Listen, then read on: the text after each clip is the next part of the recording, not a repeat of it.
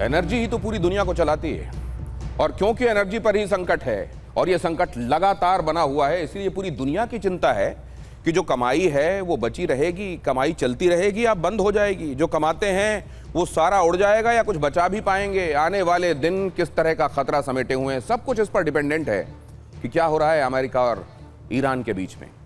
ये और आगे कितना ज्यादा बढ़ने वाला है। क्या ये जो कहा जा रहा है कि हवाई हमले कर करके ट्रंप अब थक चुके हैं, अब वो ग्राउंड ऑपरेशन शुरू करने वाले हैं, क्या ये बात सच है? और अगर ऐसा है तो इसके इंप्लीकेशंस क्या होने वाले हैं खुद अमेरिका के लिए, डोनाल्ड ट्रंप के लिए और पूरी दुनिया के लिए इसके मायने क्या हैं? ईरान के लिए तो खैर जो मायने हैं वो समझेंगे ही, लेकिन पहले आज की ये खबरें देख लीजिए, जिसके बाद मैं आपको मेहमानों के पास ले चलूंगा जो आपको थ्रेडबेयर ये बताएंगे कि एक्चुअली इन खबरों के निहितार्थ आने वाले दिनों को लेकर क्या है। ईरान में अमेरिकी हमलों पर यह बड़ा अपडेट है। अमेरिकी हमले में 3 हफ्ते में 50 की मौत हुई है। अमेरिकी हमलों में 500 से ज्यादा लोग घायल हुए हैं। जाहिर है ये आंकड़ा हो सकता है कि अगर ये आधिकारिक रूप से बताया जा रहा है तो ये उससे बहुत कम हो जो एक्चुअल फिगर होगा। बहरहाल 500 से ज्यादा घायल हैं ऐसा बताया जा रहा है। 3 हफ्ते में 50 लोगों की मौत हुई है और 500 से ज्यादा घायल हैं। ईरानी स्वास्थ्य मंत्रालय ने इस बारे में जानकारी दी है। ईरानी हेल्थ डिपार्टमेंट अगर ये बात बता रहा है तो जाहिर है ये सरकारी और आधिकारिक आंकड़े हैं और निश्चित रूप से ये उससे कम होंगे जो एक्चुअल घटा होगा, जितने लोग हताहत हुए होंगे। अगली खबर की तरफ आपको ले चलता हूं। ईरान के खुजेस्तान में 95 ठिकानों पर हमले हुए हैं। 95 प्लेसेस। पिछले 10 दिनों में 95 ठिकानों पर हमले हुए। खुजेस्तान प्रांत के 12 जिले टारगेट हुए हैं। तो वो जगहें जिनको खास तौर से टारगेट किया गया है अमेरिका की तरफ से, उन्हीं में से एक प्रोविंस है खोजेस्तान। खोजेस्तान में 95 अलग अलग जगहों को टारगेट किया गया है।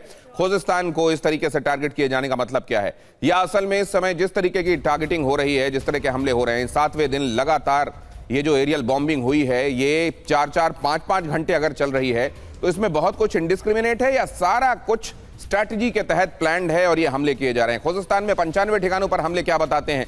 10 दिनों में 95 ठिकानों पर हमले बोले गए। खोजेस्तान प्रांत के 12 जिले टारगेट हुए हैं। यहां आप उसकी तस्वीरें देख रहे हैं, कुछ एक हमलों के समय खोजेस्तान की तस्वीरें देख रहे हैं। अगली खबर की तरफ आपको लेकर चलता हूं। अमेरिकी हमलों पर ईरान की चेतावनी भी सामने आ गई है। वैश्विक ऊर्जा को बाधित करने पर तुला हुआ है यूनाइटेड स्टेट्स। कहा ईरान ने इसका असर सिर्फ ईरान पर नहीं यूरोप पर भी पड़ेगा। IRGC प्रवक्ता हामिद रजा की चेतावनी। सिर्फ वो यूरोप पर क्यों? हामिद रजा अगर ये भी कहते कि पूरी दुनिया पर पड़ेगा तो भी वो अतिशयोक्ति नहीं होती, लेकिन बताने की कोशिश हामिद रजा ने ये की है कि वो लोग जो असल में हमारे खिलाफ खड़े हुए हैं, पाले के उस तरफ खड़े हुए हैं, जिसमें अमेरिका भी शामिल है, वेस्टर्न कंट्रीज भी टू सर्टेन एक्सटेंट शामिल हैं, वो सब की सब प्रभावित होने वाली हैं। ईरान ने ये बात कही है, सिर्फ ईरान पर असर नहीं पड़ेगा। ये बात जाहिर है पूरी दुनिया को समझ में आ रही है, लेकिन डोनाल्ड ट्रंप का रुख आने वाले दिनों में क्या है उस पर ही सारा कुछ मुनहसर है। अगली खबर, जॉर्डन में अमेरिकी बेस पर ईरान का हमला। बहुत बुरी तरीके से इस जगह पर हमला किया गया है।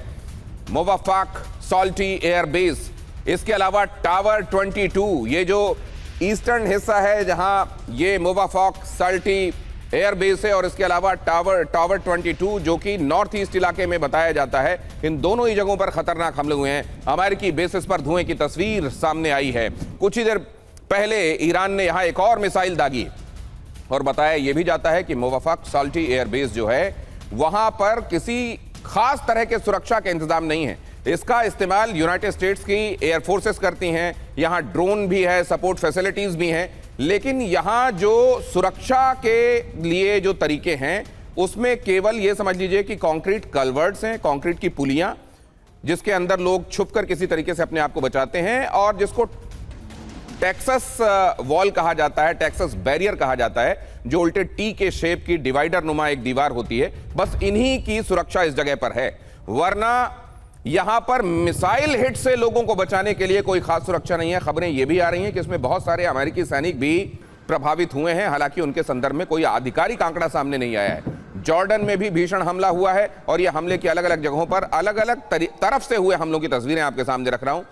अमेरिकी हमला खोजेस्तान प्रांत, 95 हमले वहां हुए। IRGC प्रवक्ता हामिद रजा ने चेतावनी दी है पूरी दुनिया, खासतौर से यूरोप और अमेरिका इससे अछूते रहेंगे, ऐसा बिल्कुल नहीं होने वाला है। और कुछ ही देर पहले ईरान ने जॉर्डन में एक और मिसाइल दागी है अमेरिकी बेस को निशाना बनाते हुए। आप जरा ये देखिए, बंदर अब्बास में तबाही की तस्वीर देखिए। बंदर अब्बास को खासतौर से टारगेट किया जा रहा है। हजीबाद मार्ग का पुल ध्वस्त कर दिया गया है। अमेरिकी हमले में यह पुल ध्वस्त हुआ है। ये ध्वस्त पुल की तस्वीरें आपके सामने। तो बहुत सारा सिविल इंफ्रास्ट्रक्चर भी निशाना बनाया गया है। हालांकि अमेरिका की तरफ से जाहिर है उसको यह कहकर जस्टिफाई किया जाएगा कि यह सिविल इंफ्रास्ट्रक्चर, इसका इस्तेमाल IRGC हमले के दौरान कर रहा था और ये मिलिट्री को क्योंकि सपोर्ट दे रहा था, इसलिए हमको इसको एलिमिनेट करना पड़ा। लेकिन यहां तस्वीरें देखिए जरा, ये पूरा गड्ढा देखिए जरा इस जगह पर, और ये ध्वस्त हुआ पुल देखिए।